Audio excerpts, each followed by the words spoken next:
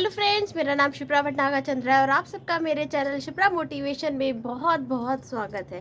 Friends, आज की कहानी से हमें सीखने को मिलेगा कि हमें अब हमारी लाइफ में चाहे कितनी भी परेशानियां आए, हमेशा हमें अपने लक्ष्य पर फोकस करना चाहिए। जिसको फेस करके जीत की मिसाल देकर लोगों के लिए एक सीख का सबक बनना चाहिए। तो चलिए स्टार्ट करते हैं एक राजा और पत्थर की कहानी। रास्ते के पत्थर की कहानी।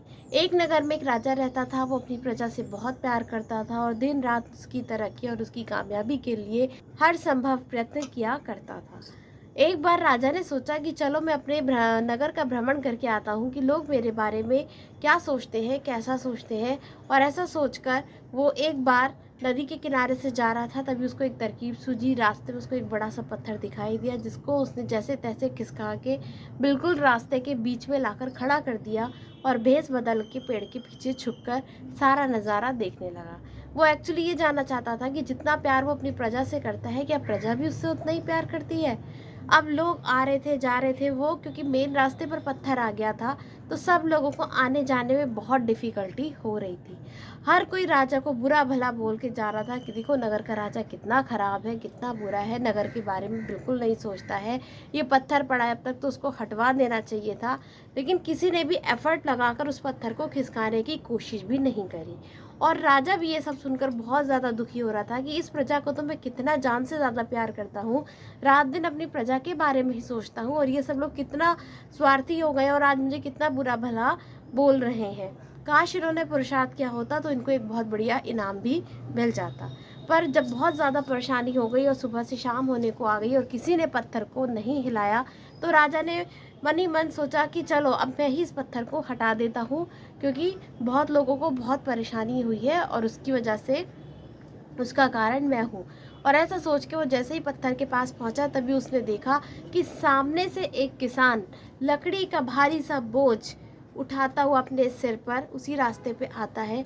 और वो जब देखता है कि रास्ते में बिल्कुल बीचों बीच में पत्थर पड़ा है, जब उससे हिल-डुल भी नहीं सकते, तो उसने क्या करा, अपने लकड़ी के बोझे को, लकड़ी के गट्ठर को साइड में रखा और उस पत्थर को हटाने की हर संभव कोशिश करी और जैसे तैसे करके उस पत्थर को हटाया। राजा ये सब देखकर बहुत खुश हुआ और वो चुपचाप एक लकड़ी का बॉक्स उसके पास और उसके ऊपर एक खत रखकर वहाँ से चला गया।